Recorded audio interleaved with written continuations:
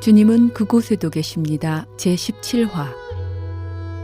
전도를 한다며 전국에 도적질을 하며 돌아다니던 제이와 그의 동료들은 자신들의 계획이 아닌 하나님의 계획 속에서 한 사람 한 사람 구원의 역사가 이루어지고 있음을 눈으로 확인하게 되는데, 오늘은 제이와 그의 동료들을 통해 예수님의 복음을 듣고 복음 통일을 위해 전도자로 맹활약을 한 한 형제의 얘기를 여러분과 함께 나눠보려고 합니다.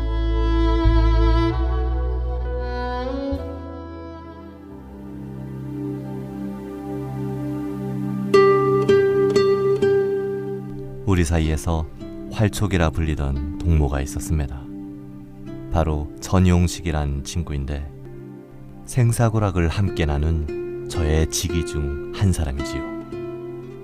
활촉이란 별명은 이름만으로도 상상이 가시겠지만 누가 봐도 매섭고 날카로운 인상 때문에 붙여졌습니다. 하지만 겉보기와는 달리 그의 성품은 매우 온유하고 침착하며 매사에 빈틈이 없어서 무슨 일이든 믿고 맡길 수 있는 든든한 동료였습니다. 제가 전용식을 처음 알게 된 것은 1998년 겨울이었는데, 소위 전도한답시고 도적질을 하고 다니던 때였습니다.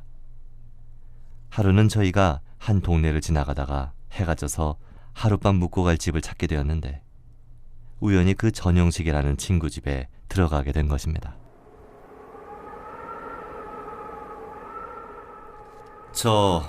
이보시오 동무.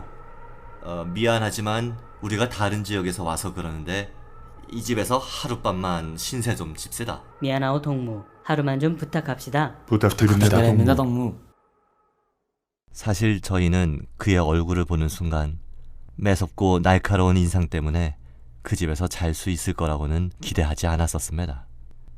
다른 집을 찾아봐야겠다는 생각이 먼저 앞섰었지요. 그런데 이게 웬일입니까?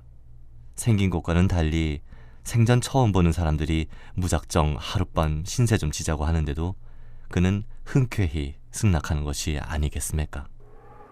자, 들어오시오. 그는 정말이지 우리가 어떤 사람들인지 둘러볼 생각도 하지 않은 채 서슴없이 집 대문을 열어주었습니다. 어찌나 고맙든지. 그런데 막상 집 안에 들어서자 그는 아무 말 없이 자기 할 일만 하는 것이었습니다. 우리 따위는 이미 그의 머릿속에서 지워버렸는지 머리를 수그리고는 뭔가에 몰두하는데, 그 모습이 어찌나 무서운지 오싹오싹 소름이 끼칠 만큼 섬뜩했습니다. 제가 앞에서 그의 별명이 활촉이라고 말씀드리지 않았습니까? 그의 인상은 정말이지 아무것도 하지 않아도 주위 사람을 서늘하게 만들었습니다. 사실 저희는 그의 인상에 잔뜩 기가 눌려서 잠자리를 찾아온 것이 아니라 마귀 소굴을 찾아왔구나 하는 후회를 하고 있었지요. 그런데 그때 그의 아내가 저희 마음을 읽기라도 했는지 그에게 한마디 하는 것이었습니다. 전용식 동지, 손님을 집에 들였으면 얘기도 나누고 대접을 해야지. 뭐 하는 겁니까? 그를 채근하는 아내의 소리가 어찌나 우리를 긴장하게 만드는지, 안 그래도 인상이 사나워서 잔뜩 주눅이 들어있는데 괜히 그를 건드려서 성질을 부리게 만들었다가는 집에서 쫓겨날 것이 분명했기에 그랬습니다. 그런데 신기하게도 그가 의외의 반응을 보이는 것이었습니다. 참, 처음 보는 사이에 무슨 할 말이 있겠는가? 제가 원래 말주변이 없어서 그러니 저는 신경 쓰지 말고 편히 쉬다 가십시오. 하고 저희에게 깍듯이 예의를 갖춰 말하는 것이 아니겠습니까? 저희는 그제서야 안심을 하게 되었고 그에게 무슨 일을 하냐고 물을 수 있었지요. 그는 금광산 사업소에서 화물트럭 운전기사로 일하고 있었는데, 요즘은 자주 정전이 되는 데다 폭약이 없어서 광부들이 하루 종일 사무실에서 낮잠만 자는 형편이라고 광산 사정을 설명해 주었습니다. 막상 말을 맞추고 보니 그의 매섭고 날카로운 인상과는 달리 마음씨 좋은 옆집 친구처럼 가깝게 느껴졌고, 그리곤 이내 긴장이 풀리더니 하루 종일 겨울길을 걸은 피곤이 덮쳐왔습니다. 그런데 그때 저희 동료들 중 강 씨라는 동무가 얼굴을 방바닥에 쳐박더니만 뭐라고 중얼거리기 시작했는데 이를 본 진 씨라는 동료가 강 씨의 엉덩이를 발로 차며 야, 강동무. 내 지금 뭐하네? 보면 모르네? 잠자기 전에 기도해야 하지 않겠어? 순간 저희는 우리의 정체가 탄로난 게 아닌가 싶어 얼어붙었지요. 그런데 진 씨가 한술 더 떠서 야, 이보라오. 하나님을 믿지 않는 이 집 사람들이 보면 뭐라 그러겠어? 당장 일어나라고. 하면서 강 씨를 핀잔하는 것이 아니겠습니까? 진 씨는 아예 우리는 하나님을 믿는 사람이다 라고 대놓고 떠든 것이었습니다.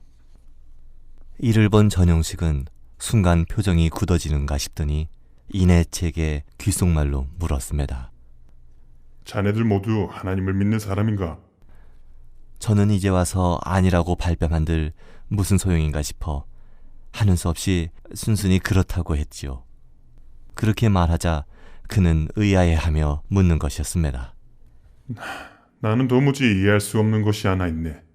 도대체 자기를 낳은 부모도 믿지 않는 세상에 어떻게 눈에 보이지 않는 하나님을 믿으며 더구나 그 때문에 총살까지 당하는지 도대체 알 수가 없네. 그래서 저는 그동안 제가 겪은 하나님을 그에게 설명해 주었습니다. 하나님의 이름을 모욕했다가 360도 돌려차기 훈련을 받아 죽다가 살아나는 얘기며 하나님의 명령에 순종해 소를 잡아 번제를 드린 후 태풍을 거둔 일 등을 말해준 것이었습니다. 그러나 백전백승의 진기록을 세우고 있는 도적질에 대해서는 차마 말하지 못하고 골리앗을 쓰러뜨린 다윗처럼 싸움판에서 반드시 이긴다고만 얘기해 주었지요.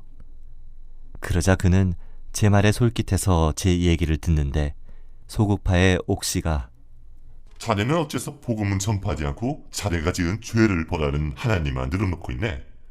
예수님이 이 땅에 오셔서 우리를 위해 하신 일을 말해줘야 할 거 아니겠어? 옥씨는 그에게 예수님이 이 땅에 오셔서 하신 일을 설명하기 시작했습니다. 그리곤 하나님의 아들 예수님을 믿고 이 세상 떠나는 날 천국에 가기를 진심으로 바란다면서 권고하였습니다. 저는 솔직히 제 말을 가로챈 옥씨가 못마땅했었습니다. 하지만 복음을 듣고 반응하는 전용식을 보니 옥씨의 핀잔이 그르지 않았음을 알 수 있었죠.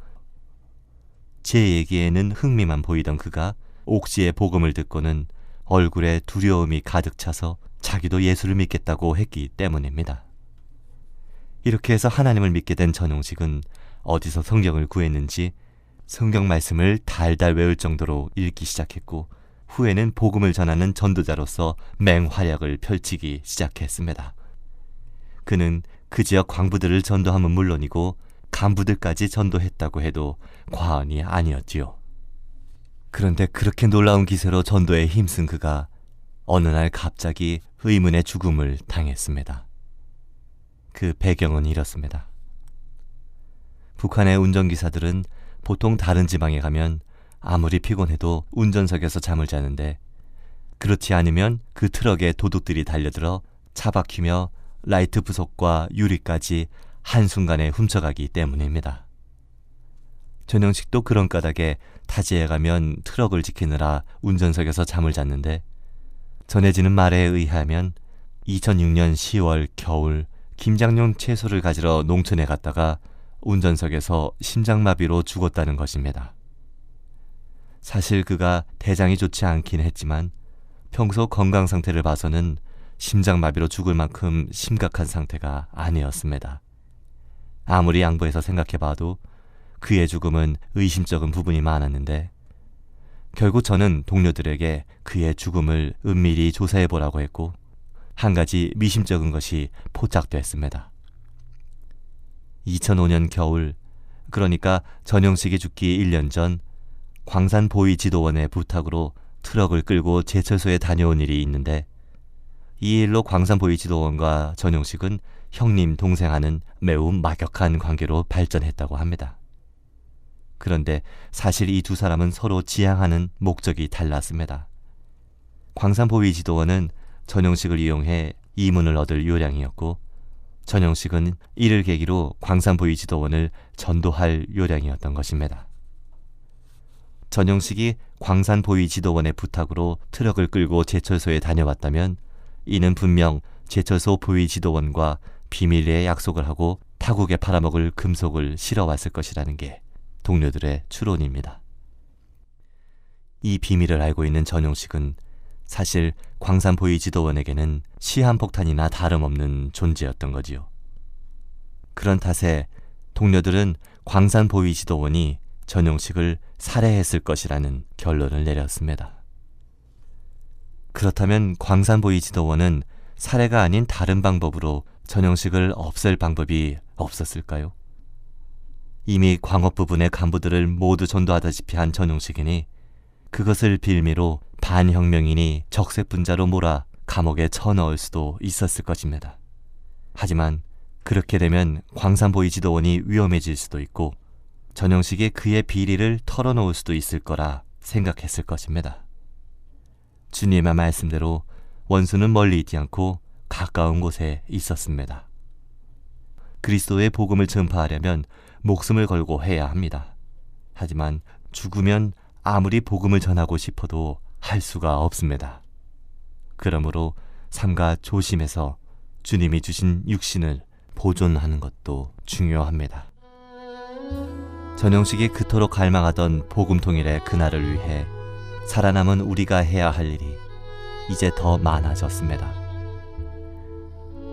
하나님, 전용식 형제는 예수 그리스도의 복음을 전파하는 일이라면 육신의 생명 따위에는 아무런 관심이 없었습니다. 그러나 복음 통일을 위해서는 목숨을 보존하는 일도 매우 중요함을 깨닫습니다.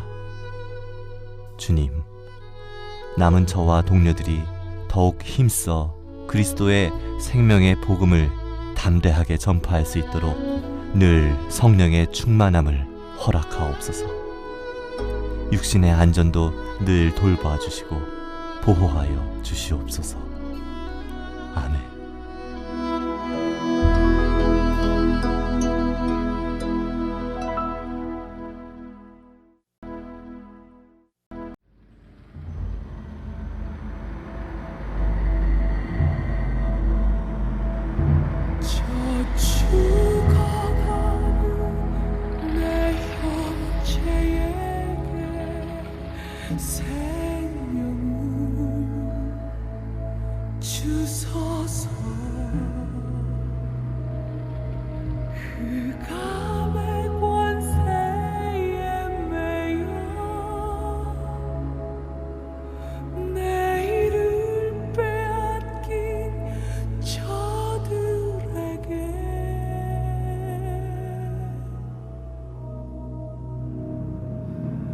So